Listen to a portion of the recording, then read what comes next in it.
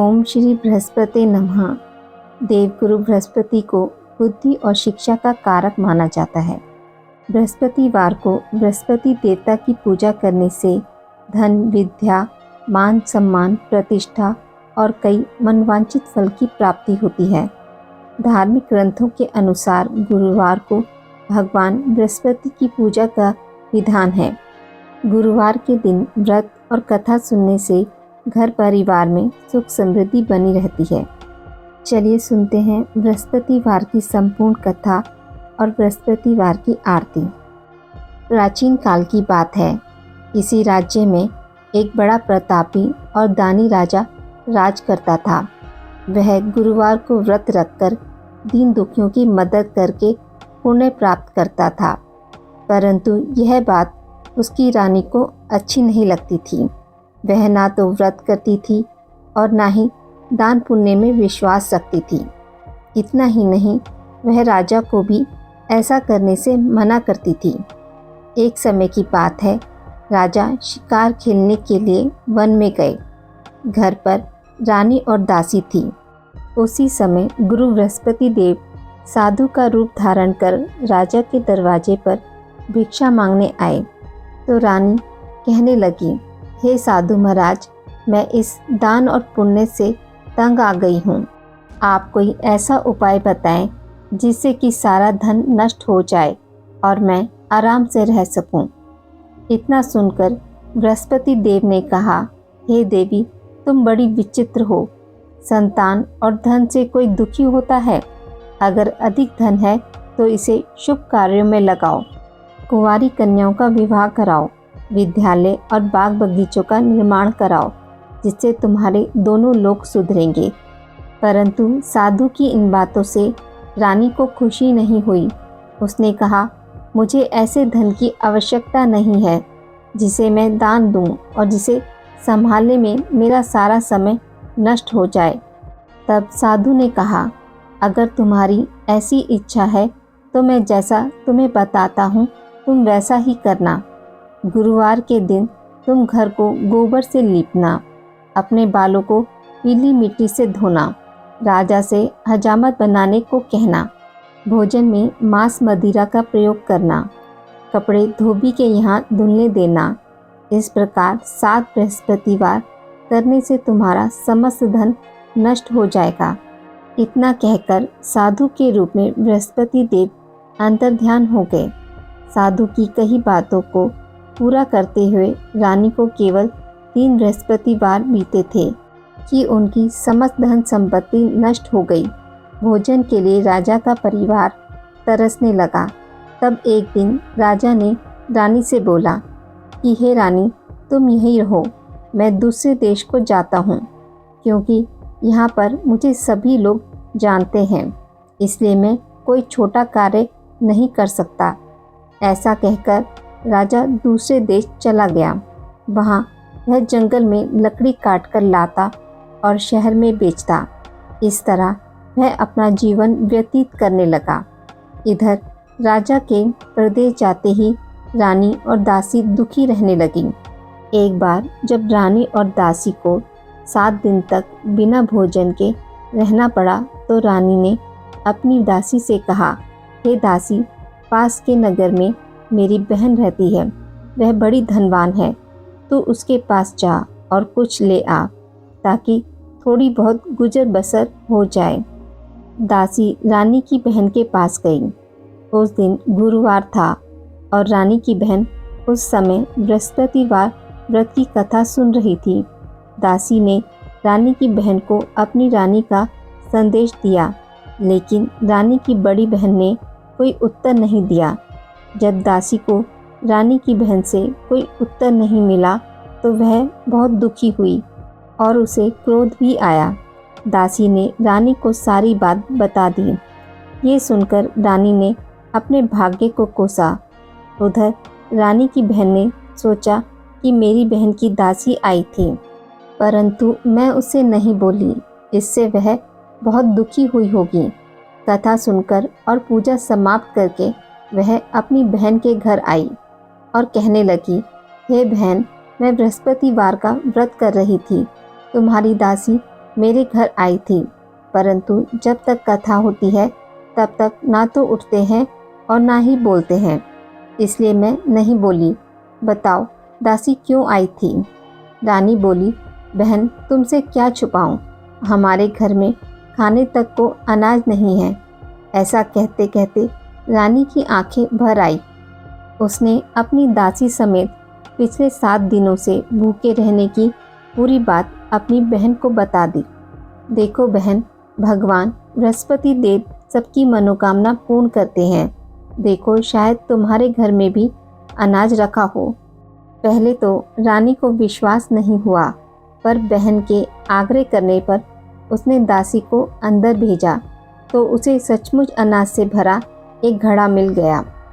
यह देखकर दासी को बड़ी हैरानी हुई। दासी रानी से कहने लगी कि हे रानी, जब हमको भोजन नहीं मिलता तो हम व्रत ही तो करते हैं, इसलिए क्यों ना इनसे व्रत और कथा की विधि पूछ ली जाए ताकि हम भी व्रत कर सकें। तब रानी ने अपनी बहन से बृहस्पतिवार व्रत के बारे में पूछा। उसकी बहन ने बताया, बृहस्पतिवार के व्रत में चने की दाल और मुनक्का केले की जड़ में अर्पित करें तथा दीपक जलाएं, व्रत कथा सुनें और पीला भोजन ही करें। इससे बृहस्पति देव और भगवान विष्णु प्रसन्न होते हैं। व्रत और पूजा की विधि बताकर रानी की बहन अपने घर लौट आई।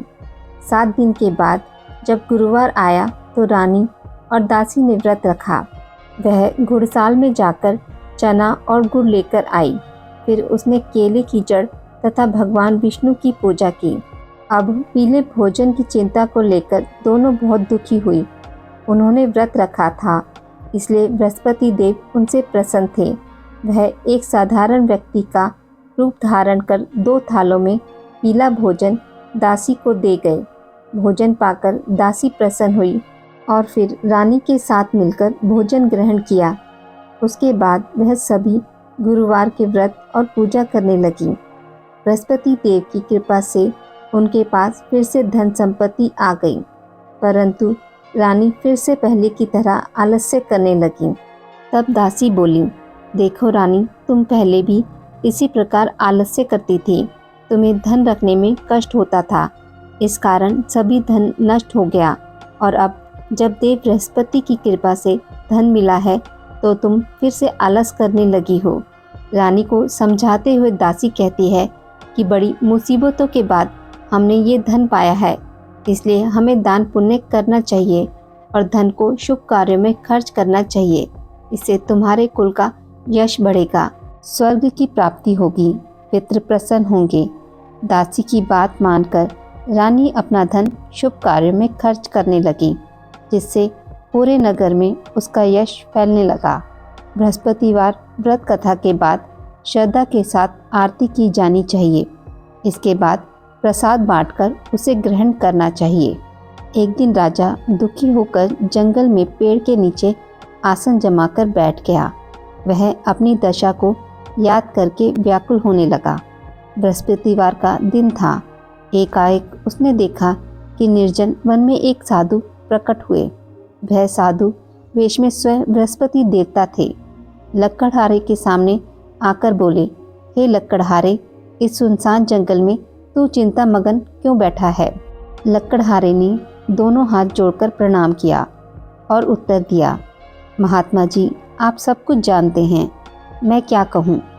यह कहकर रोने लगा और साधु को अपनी आत्मकथा सुनाई। महात्मा जी ने कहा, तुम्हारी स्त्री ने बृहस्पतिवार के दिन बृहस्पति भगवान का निरादर किया है, जिसके कारण रुष्ट होकर उन्होंने तुम्हारी यह दशा कर दी। अब तुम चिंता को दूर करके मेरे कहने पर चलो तो तुम्हारे सब कष्ट दूर हो जाएंगे और भगवान पहले से भी अधिक संपत्ति देंगे। तुम बृहस्पतिवार के दिन कथा किया करो। 2 पैसे के चने मक्का लाकर उसका प्रसाद बनाओ और शुद्ध जल से लोटे में शक्कर मिलाकर अमृत तैयार करो। कथा के पश्चात अपने सारे परिवार और सुनने वाले प्रेमियों में अमृत व प्रसाद बांटकर आप भी ग्रहण करो। ऐसा करने से भगवान तुम्हारी सभी मनोकामनाएं पूरी करेंगे। साधु के ऐसे वचन सुनकर लक्कड़हारा बोला, हे प्रभु, मुझे लकड़ी बेचकर इतना पैसा नहीं मिलता जिससे भोजन के उपरांत कुछ बचा सकूं। मैंने रात्रि में अपनी पत्नी को व्याकुल देखा है। मेरे पास कुछ भी नहीं जिससे मैं उसकी खबर मांग सकूं। साधु ने कहा, हे लकड़हारे, तुम किसी बात की चिंता मत करो। बृहस्पतिवार के दिन तुम रोज़ाना की तरह लकड़ियाँ लेकर शहर को जाओ। तुमको रोज़ से दुगना धन प्राप्त होगा, जिससे तुम भली भांति भोजन कर लोगे तथा बृहस्पति देव की पूजा का सामान भी आ जाएगा। इतना कहकर साधु अंतर्ध्यान हो गए। धीरे धीरे समय व्यतीत होने पर फिर वही बृहस्पतिवार का दिन आया। लकड़हारा जंगल से लकड़ी काटकर किसी शहर में बेचने गया। उसे उस दिन और दिनों से अधिक धन मिला। राजा ने चना गुड़ लाकर गुरुवार का व्रत किया। उस दिन से उसके सभी कलेश दूर हो गए। परंतु जब दोबारा गुरुवार का दिन आया तो बृहस्पतिवार का व्रत करना भूल गया। इस कारण बृहस्पति भगवान नाराज हो गए। उस दिन उस नगर के राजा ने विशाल यज्ञ का आयोजन किया तथा शहर में यह घोषणा करा दी कि कोई भी मनुष्य अपने घर में भोजन ना बनावे, ना आग जलावे। समस्त जनता मेरे यहाँ भोजन करने आवे। इस आज्ञा को जो न मानेगा उसे फांसी की सज़ा दी जाएगी। इस तरह की घोषणा संपूर्ण नगर में करवा दी गई। राजा की आज्ञा अनुसार शहर के सभी लोग भोजन करने गए, लेकिन लकड़हारा कुछ देर से पहुंचा, इसलिए राजा उसको अपने साथ घर लिवा ले गए और ले जाकर भोजन करा रहे थे तो रानी की दृष्टि उस खूंटी पर पड़ी जिस पर उसका हार लटका हुआ था। वह वहां पर दिखाई नहीं दिया। रानी ने निश्चय किया कि मेरा हार इस मनुष्य ने चुरा लिया है। उसी समय सिपाहियों को बुलवा उसे कारागार में डलवा दिया। जब लकड़हारा कारागार में पड़ गया और बहुत दुखी होकर विचार करने लगा कि ना जाने कौन से पूर्व जन्म के कर्म से मुझे यह दुख प्राप्त हुआ, और उसी साधु को याद करने लगा जो कि जंगल में मिला था। उसी समय तत्काल बृहस्पति देव साधु के रूप में प्रकट हुए और उसकी दशा को देखकर कहने लगे, अरे मूर्ख, तूने बृहस्पति देव की कथा नहीं करी, इसी कारण तुझे दुख प्राप्त हुआ। अब चिंता मत कर। बृहस्पतिवार के दिन कारागार के दरवाजे पर 4 पैसे पड़े मिलेंगे। उनसे तू बृहस्पति देव की पूजा करना, तेरे सभी कष्ट दूर हो जाएंगे। बृहस्पतिवार के दिन उसे 4 पैसे मिले। लकड़हारे ने कथा कही। उसी रात्रि को बृहस्पति देव ने उस नगर के राजा को स्वप्न में कहा, हे राजन, तुमने जिस आदमी को कारागार में बंद कर दिया है वह निर्दोष है। वह राजा है, उसे छोड़ देना। रानी का हार उसी खूंटी पर लटका है। अगर तू ऐसा नहीं करेगा तो मैं तेरे राज्य को नष्ट कर दूंगा। इस तरह रात्रि के स्वप्न को देखकर राजा प्रातःकाल उठा और खूंटी पर हार देखकर लकड़हारे को बुलाकर क्षमा मांगी तथा लकड़हारे को योग्य सुंदर वस्त्र आभूषण देकर विदा कर दिया। बृहस्पति देव की आज्ञा अनुसार लकड़हारा अपने नगर को चल दिया। राजा जब अपने नगर के निकट पहुंचा तो उसे बड़ा आश्चर्य हुआ। नगर में पहले से अधिक बाग, तालाब, कुएं तथा बहुत सी धर्मशाला, मंदिर आदि बन गई हैं। राजा ने पूछा, यह किसका बाग और धर्मशाला है? तब नगर के सब लोग कहने लगे, यह सब रानी और बांदी के हैं। तो राजा को आश्चर्य हुआ और गुस्सा भी आया। जब रानी ने यह खबर सुनी कि राजा आ रहे हैं तो उन्होंने बांदी से कहा कि हे दासी, देख राजा हमको कितनी बुरी हालत में छोड़ गए थे। हमारी ऐसी हालत देखकर वह लौट ना जाए, इसलिए तू दरवाजे पर खड़ी हो जा। आज्ञा अनुसार दासी दरवाजे पर खड़ी हो गई। राजा आए तो उन्हें अपने साथ लिवा लाई। तब राजा ने क्रोध करके अपनी रानी से पूछा कि यह धन तुम्हें कैसे प्राप्त हुआ है? तब उन्होंने कहा, हमें यह सब धन बृहस्पति देव के इस व्रत के प्रभाव से प्राप्त हुआ है। राजा ने निश्चय किया कि 7 रोज बाद तो सभी बृहस्पति देव का पूजन करते हैं, परंतु मैं प्रतिदिन दिन में 3 बार कहानी तथा रोज व्रत किया करूँगा। अब हर समय राजा के दुपट्टे में चने की दाल बंधी रहती तथा दिन में 3 बार कहानी कहता। एक रोज राजा ने विचार किया कि चलो अपनी बहन के यहाँ हो आवे। इस तरह निश्चय कर राजा घोड़े पर सवार हो अपनी बहन के यहाँ को चलने लगा। मार्ग में उसने देखा कि कुछ आदमी एक मुर्दे को लिए जा रहे हैं। उन्हें रोककर राजा कहने लगा, अरे भाइयों, मेरी बृहस्पति देव की कथा सुन लो। वे बोले, लो हमारा तो आदमी मर गया, इसको अपनी कथा की पड़ी है। परंतु कुछ आदमी बोले, अच्छा कहो, हम तुम्हारी कथा भी सुनेंगे। राजा ने दाल निकाली और जब कथा आधी ही हुई थी कि मुर्दा हिलने लग गया, और जब कथा समाप्त हो गई तो राम राम करके मनुष्य खड़ा हो गया। आगे मार्ग में उसे एक किसान खेत में हल चलाता मिला। राजा ने उसे देख और उससे बोले, अरे भाई, तुम मेरी बृहस्पतिवार की कथा सुन लो। किसान बोला, जब तक मैं तेरी कथा सुनूंगा तब तक 4 हरिया जोत लूँगा, जा अपनी कथा किसी और को सुनाना। इस तरह राजा आगे चलने लगा। राजा के हटते ही बैल पछाड़ खाकर गिर गए तथा किसान के पेट में बड़ी जोर का दर्द होने लगा। उस समय उसकी माँ रोटी लेकर आई। उसने जब यह देखा तो अपने पुत्र से सब हाल पूछा और बेटे ने सभी हाल कह दिया। तो बुढ़िया दौड़ी दौड़ी उस घुड़सवार के पास गई और उससे बोली कि मैं तेरी कथा सुनूंगी, तू अपनी कथा मेरे खेत पर चलकर ही कहना। राजा ने बुढ़िया के खेत पर जाकर कथा कही, जिसके सुनते ही वह बैल उठ खड़े हुए तथा किसान के पेट का दर्द भी बंद हो गया। राजा अपनी बहन के घर पहुंचा। बहन ने भाई की खूब मेहमानी की। दूसरे रोज प्रातःकाल राजा जगा तो वह देखने लगा कि सब लोग भोजन कर रहे हैं। राजा ने अपनी बहन से कहा, ऐसा कोई मनुष्य है जिसने भोजन नहीं किया हो, जो मेरी बृहस्पतिवार की कथा सुन ले। बहन बोली, हे भैया, यह देश ऐसा ही है कि पहले यहाँ लोग भोजन करते हैं, बाद में अन्य काम करते हैं। अगर कोई पड़ोस में हो तो देखाऊं। वह ऐसा कहकर देखने चली गई, परंतु उसे कोई भी ऐसा व्यक्ति नहीं मिला जिसने भोजन ना किया हो। अतः वह एक कुम्हार के घर गई जिसका लड़का बीमार था। उसे मालूम हुआ कि उनके यहाँ 3 रोज से किसी ने भोजन नहीं किया है। रानी ने अपने भाई की कथा सुनने के लिए कुम्हार से कहा। वह तैयार हो गया। राजा ने जाकर बृहस्पतिवार की कथा कही, जिसको सुनकर उसका लड़का ठीक हो गया। अब तो राजा की प्रशंसा होने लगी। एक रोज राजा ने अपनी बहन से कहा कि हे बहन, हम अपने घर को जाएंगे, तुम भी तैयार हो जाओ। राजा की बहन ने अपनी सास से कहा। सास ने कहा, चली जा, परंतु अपने लड़के को मत ले जाना, क्योंकि तेरे भाई के कोई औलाद नहीं है।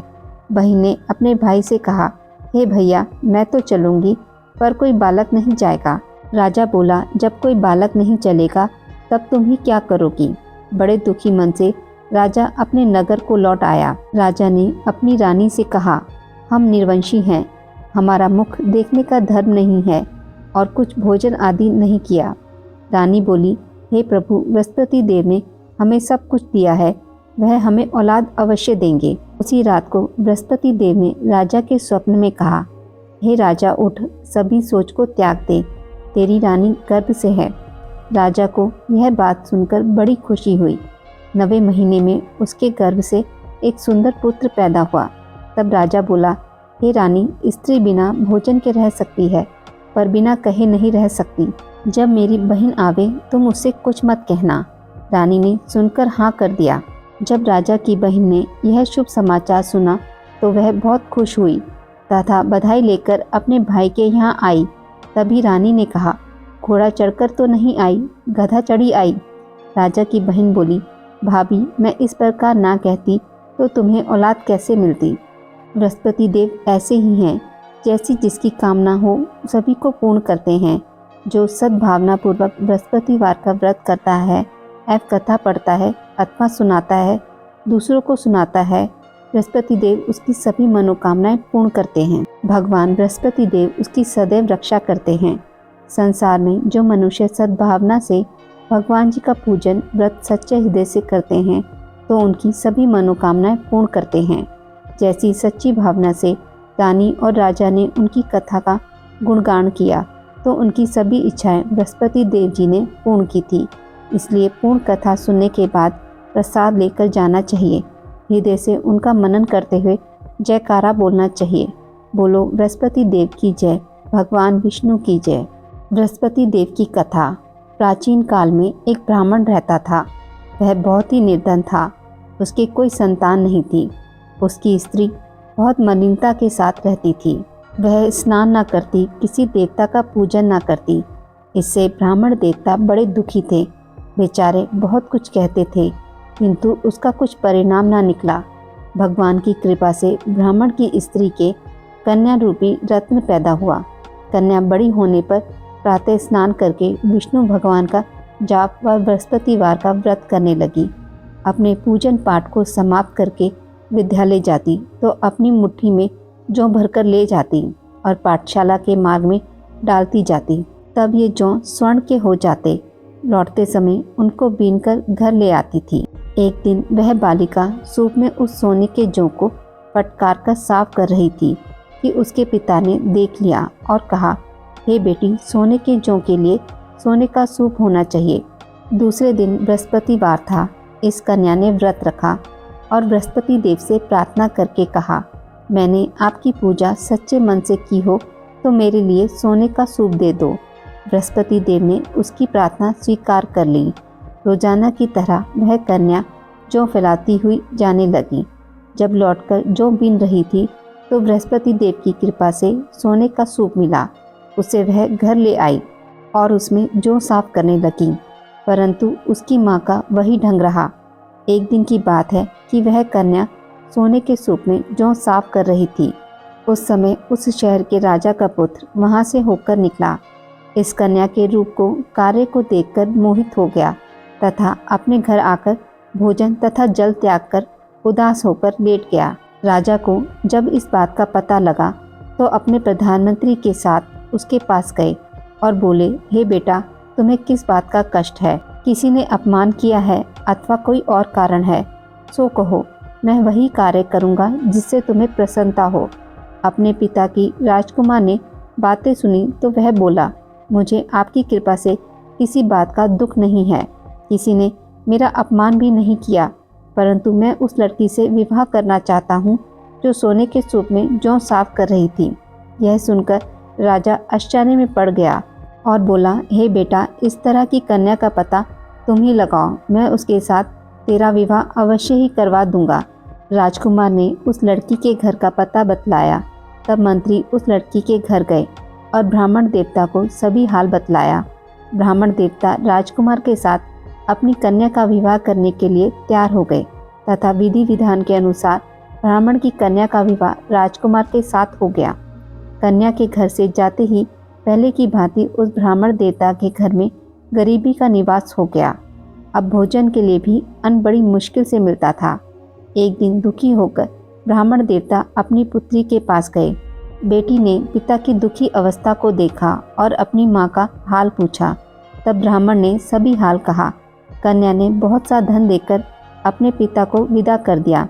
इस तरह ब्राह्मण का कुछ समय सुखपूर्वक व्यतीत हुआ। कुछ दिन बाद फिर वही हाल हो गया।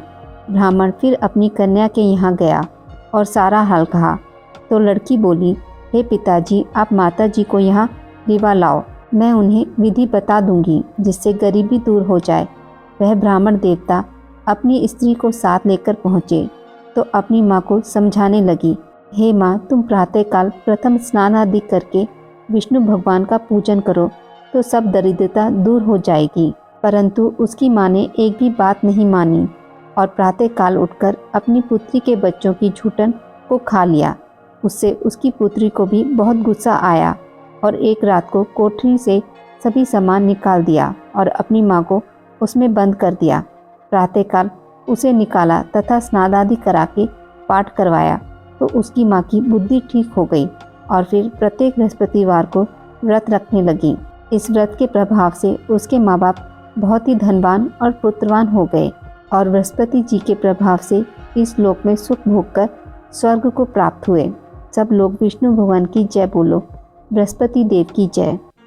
भगवान बृहस्पति देव की आरती। जय बृहस्पति देवा, ओम जय बृहस्पति देवा। छिन छिन भोग लगाऊं, कदली फल मेवा। ओम जय बृहस्पति देवा। जय बृहस्पति देवा, तुम पूर्ण परमात्मा, तुम अंतर्यामी। जगत पिता जगदीश्वर, तुम सबके स्वामी। ओम जय बृहस्पति देवा, जय बृहस्पति देवा।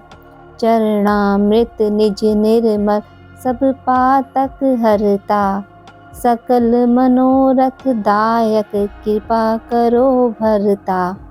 ओम जय बृहस्पति देवा, जय बृहस्पति देवा। तन मन धन अर्पण कर जो जन शरण पड़े, प्रभु प्रकट तब होकर आकर द्वार खड़े। ओम जय बृहस्पति देवा, जय बृहस्पति देवा। दीन दयाला दयानिधि भक्तन हितकारी, पाप दोष सब हरता भव बंधन हारी। ओम जय बृहस्पति देवा, जय बृहस्पति देवा। सकल मनोरथ दायक सब संशय हारो, विषय विकार मिटाओ संतन सुखकारी। ओम जय बृहस्पति देवा, जय बृहस्पति देवा। जो कोई आरती तेरी प्रेम सहित गावे, जेठानंद आनंद कर सो निश्चय पावे। ओम जय बृहस्पति देवा, जय बृहस्पति देवा। सब बोलिए विष्णु भगवान की जय। बोलो बृहस्पति देव भगवान की जय।